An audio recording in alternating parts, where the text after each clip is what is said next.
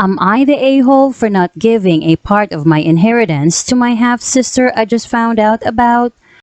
Am I the a-hole for being only in boxers at home to prove a point? Am I the a-hole for telling my cousin the truth about her family home?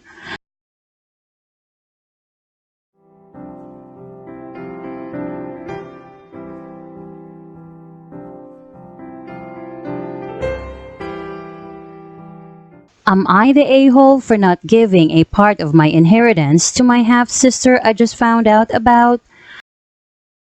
My maternal grandma was rich, and when she passed away, she gave myself and my four cousins a good chunk of her money. A week ago, my mom and dad sat me down and told me that I had a half-sister named Jennifer. My mom explained to me when she was in university, she got pregnant and gave the child up because she wanted to pursue her studies, and she was certain at that time she never wanted children. My mom said Jennifer contacted her, and since my grandma left her nothing, she wanted me to give some of my inheritance to Jennifer. I refused because I'm married and have a baby. I have a lot of plans for that money, including being in the process of buying a house, paying off the mortgage. My husband and I want to start a business, and saving a good chunk of it for my son's education. My mom freaked out and called me selfish and isn't talking to me. Am I the a-hole? NTA, your one half sister has another family as well. If your mum wants to give her money, that's in her, not you. But fair warning here, talk to your dad about what happens next. Is your mum the type to be resentful of you denying her request? If so, if your dad passes before your mum, could your mum squander all their assists on your one half sister? Does your dad want you to have a certain amount after they have both passed? Your father may need to look into making sure a certain amount of equity is left to you in the event of his passing first. If your mum wants some of her assets left to her other daughter, that's fair, but it needs to be proportional to her share of their combined assets. Lem, see if I've got this right. Mom got pregnant as a student, gave the child up for adoption, got married to a guy that's not the father, had you, and it wasn't until grandma dies and you get an inheritance that mom dropped the news about a half-sister and that she wants you to share the inheritance. Did your mom and dad get an inheritance too? If they want her to have any money, which in itself is odd given she gave the child up for adoption and never once mentioned it, then she should be the one to give the money. It sounds like mom has stayed in touch. NTA. NTA, your mom should give up some of her inheritance, instead of pressuring you to give up half of your money to someone you didn't even know existed. Honestly, it's not surprising your grandmother didn't leave Jennifer money. It sounds like she was given up for adoption, and your grandmother never had a relationship with your half-sister. Just found out the reason my mom isn't giving money is because my parents share accounts, and my dad doesn't want to give my half-sibling a cent. This doesn't make her pressuring you any better. Jennifer told my mom she's penniless and has enough, and that it's my mom's fault she's like that. I'm not going to step too far into that, except to say that has nothing to do with you. My mom got some inheritance, but her and my father are both doctors and make a lot of money. Wait a minute, so both your parents make a lot of money, plus your mom's inheritance, and your dad was okay with your mom pressuring you to give up some of your inheritance? What the hell, both your parents are assholes here. NTA. You aren't the only heir, and your grandmother knew about Jennifer all along. Your grandmother could have chosen to leave a conditional bequest in trust for Jennifer if she got in touch with the family within a certain time span. Your mother could choose to set aside some money for her. She and your father may share finances, but surely they have some solo discretion about what they want to use money for. It's certainly not fair of her to put a responsibility onto you. I can understand your father's annoyance that your mum was concealing contact with her daughter from him, but I think he's being something of an here too, because he's being controlling, instead of separating his hurt from the issue of marital spending. I'm sure there are compromises they could come to if they were both willing to try. And your half-sister, I feel sorry for Jennifer's current difficulties and hope she can get past them, but I feel like she's kind of an too, in blaming your mum for everything that's wrong in her life and for seemingly turning up, not for the sake of meeting family, but purely for the prospect of money. NTA, you don't know this half-sister from Eve. Your mother gave her up after birth and she was raised by another family. Your mother asking you to share your inheritance with this woman is fueled by her own guilt. Jennifer is penniless. I don't see where that's your problem. She is a stranger to you, nothing resembling family in the slightest. Your mother is, essentially, asking you to give a stranger some of your inheritance. Her excuse for it is that Jennifer is your biological sister. Blood relation to you doesn't mean anything. Why is this girl running to your mother for help? She has her own family that raised her, right? Why can't she go to them for help? There's only one answer. She can't, she's probably milked that cow dry. Your mother, however, is an easy mark for tugging heartstrings due to guilt, so of course Jennifer is right there to pluck at them like a spoony bard. If your grandmother knew and wanted Jennifer to have any inheritance, she'd have made it happen. Legally. No need to beg anyone necessary, so don't give her a single cent. Your mom didn't want responsibility for her first child, so she gave her away for someone else to take care of and raise. Now that she's an adult, is out in the open and needs help, mom's trying to shift responsibility of caring for her, again, and you've been elected to the job. Their reasons are BS. Mom's is selfish, greedy and dad's not far behind. She has money, let her use it and take responsibility for the human being she brought into this world, and apparently can't seem to get rid of fast enough.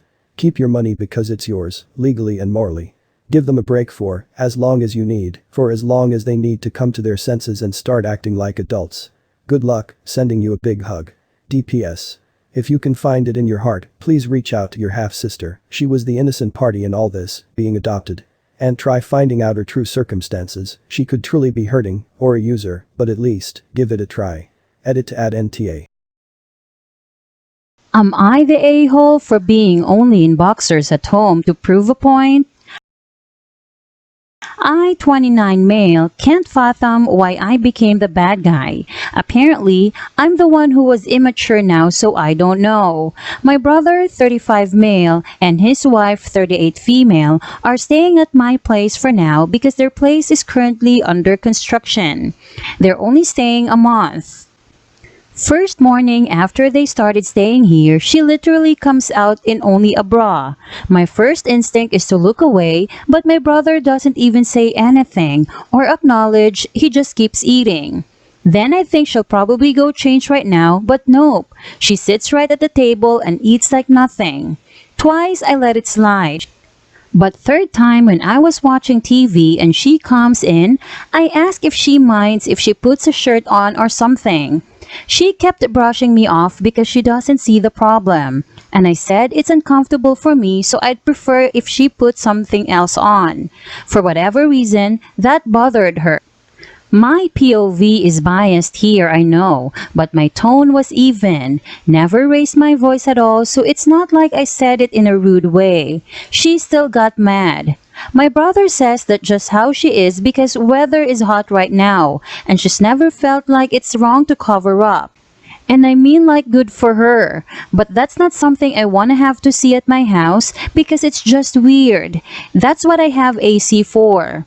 Every day for the last 2 weeks, it's been like that and she will literally be in a bra whenever she's at the house, and what I started doing was boxers and no shirt. Suddenly, she's uncomfortable and my brother's not too happy with me. I told them if it's in the living room and kitchen, she needs to have her shirt on or I'll just be in my boxers around them. They do kind of think I'm an a-hole for taking it to another level, just because she wasn't letting me shame her into covering up. I didn't know what other way to get them to see how uncomfortable it makes me when talking to them didn't work. Was I being an a-hole?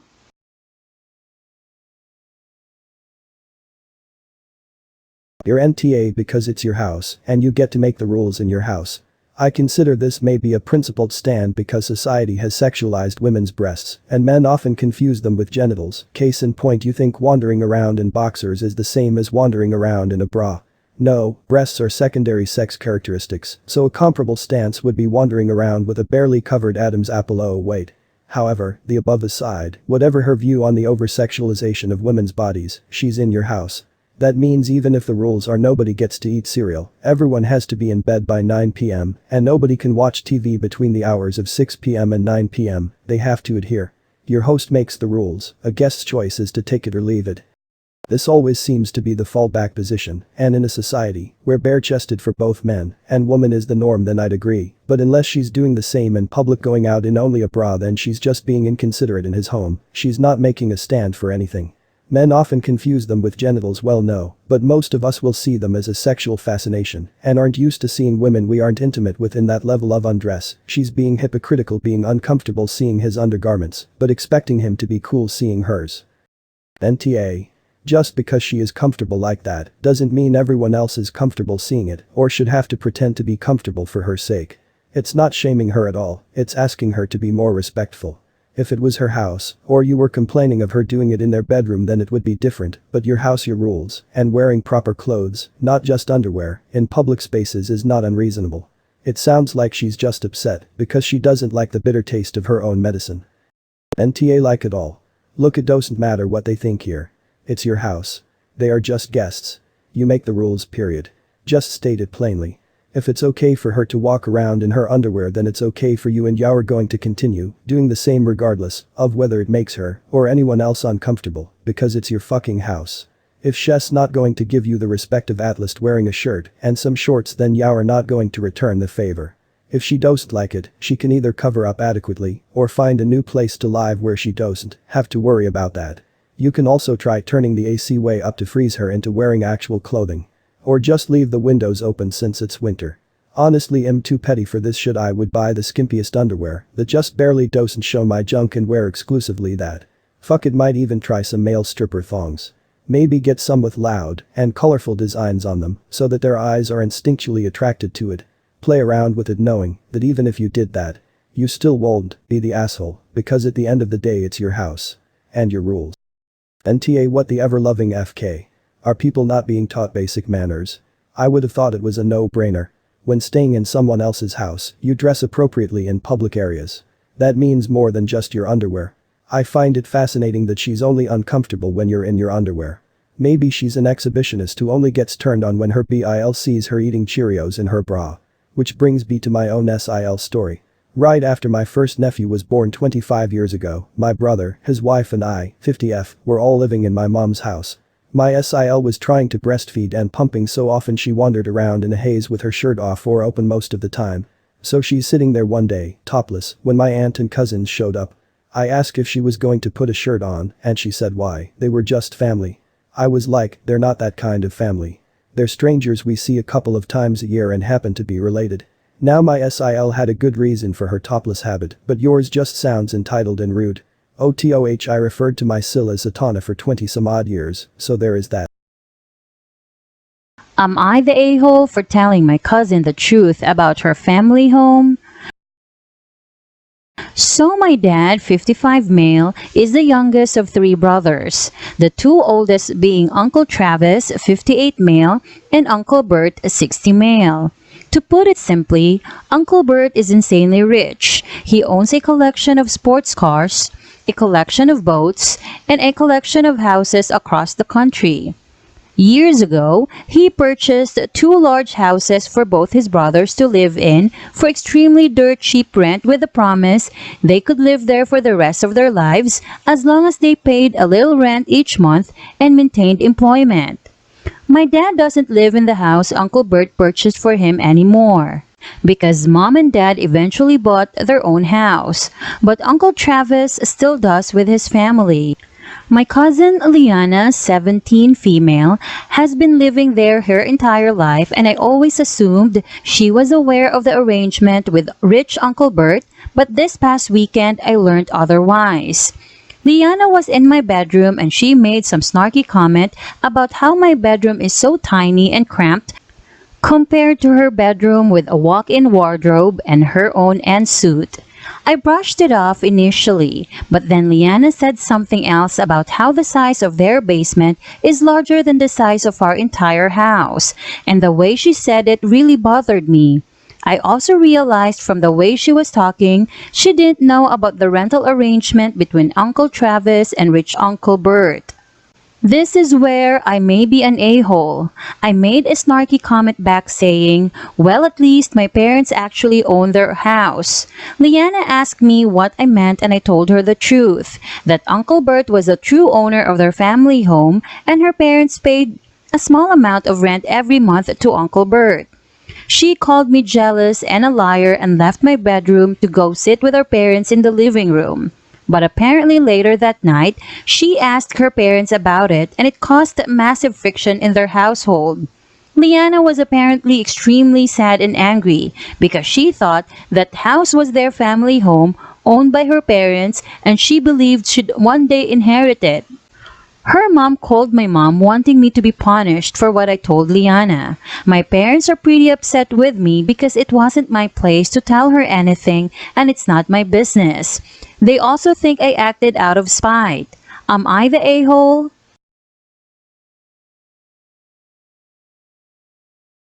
NTA. She might still get the house, who knows what's in Hubert's will. It's her level of entitlement. My house is nicer than yours, that's the problem.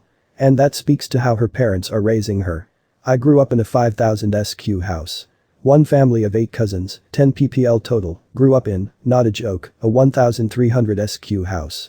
My father talked to all of us, seriously about our differences, from a very young age. The first time I remember, was at 5-ish, that we were not to talk about our stuff, and or things we had that they didn't. Just enjoy and play with what they had. The older we got, the more he explained our differences.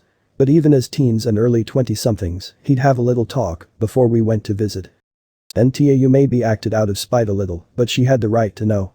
Her parents are questionable for allowing her to think that the home might be hers someday without anything from Uncle Bert in writing, but they probably didn't think she was considering that. I wasn't at 17, I knew that the house I lived in at that time was not the house my parents would live in forever. Your cousin has a right to be sad, but I can also see how maybe it just didn't come up. Do you really sit your kids down and say we don't own our house? Kind of a hard situation. Your aunt and uncle are the tough for being mad at you. NTA I can understand withholding that kind of information from small children and young teens. But she's old enough to be told the truth on this matter. The surprising thing, or not I suppose, given pride is often bigger than practical advice for life, is that she hadn't already been told. Her parents probably never directly told her because it's not a casual conversation topic.